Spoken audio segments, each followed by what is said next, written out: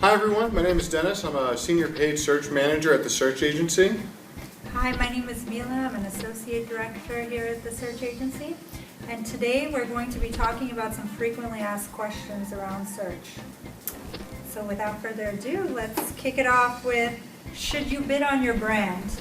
Yes, unequivocally. I always recommend that we bid on our brand terms.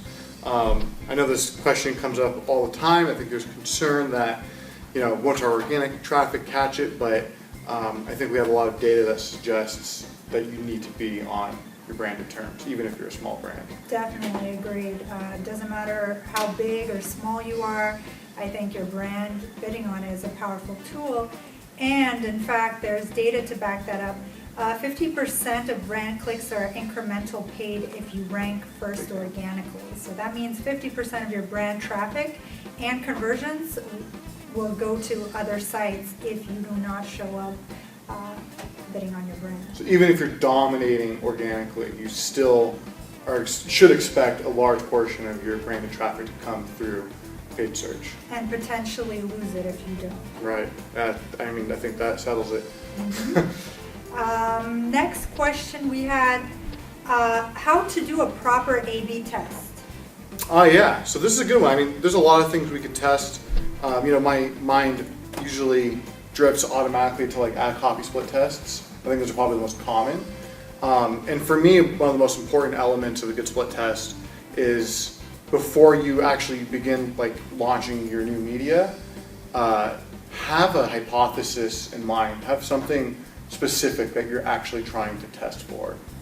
Yeah, I agree with that. I think we should test as frequently as possible. One question that we often do get is knowing when to quit. And generally speaking, we wait for statistical significance, but sometimes we don't reach that all the time. So if we don't, what's usually the process for you?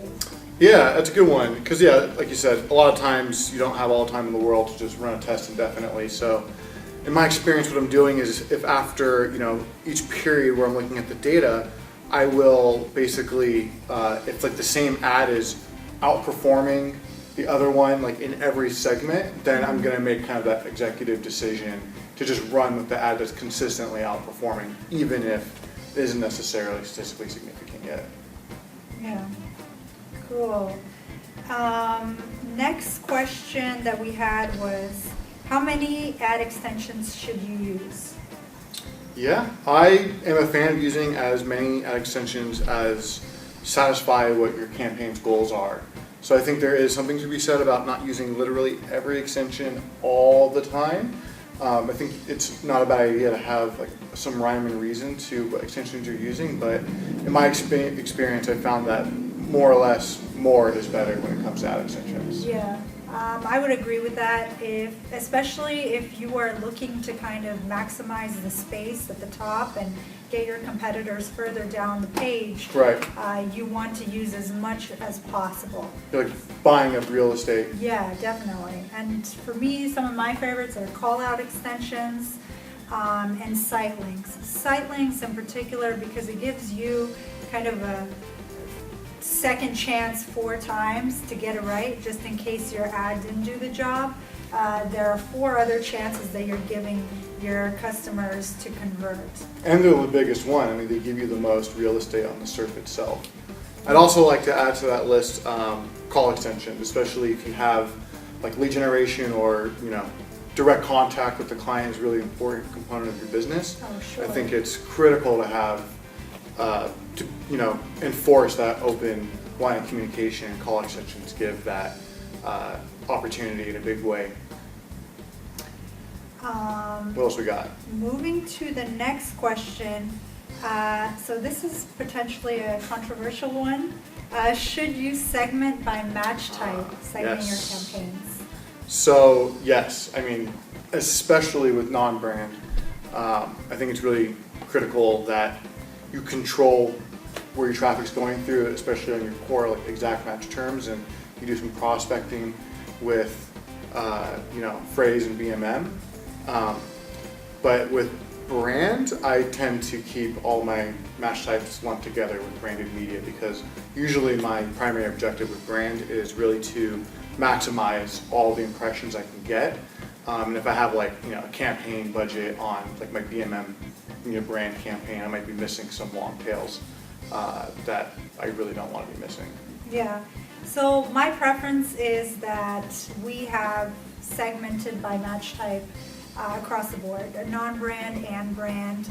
I think it especially becomes important if your brand is actually a word or if it's a brand of another brand as well or closely related. There's definitely times when you can get a lot of irrelevant queries coming through without the intention of converting on your brand.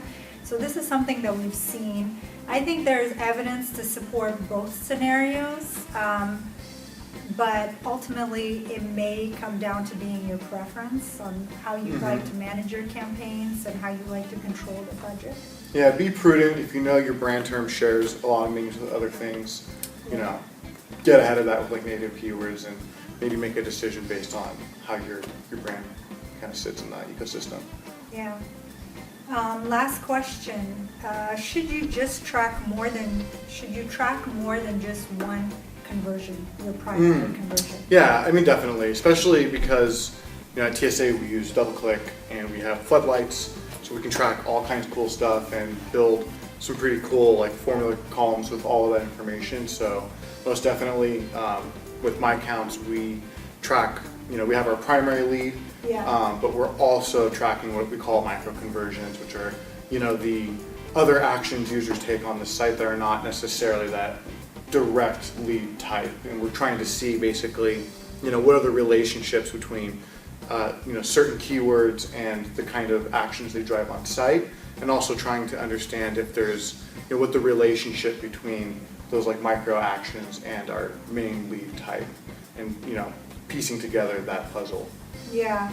And another one that I would add to this, micro conversions are great, definitely very telling on how your customers are reacting to certain elements of your site, but also tracking logo clicks on your site is also going to help you see how many people leave your landing page and then potentially convert on your home page somewhere.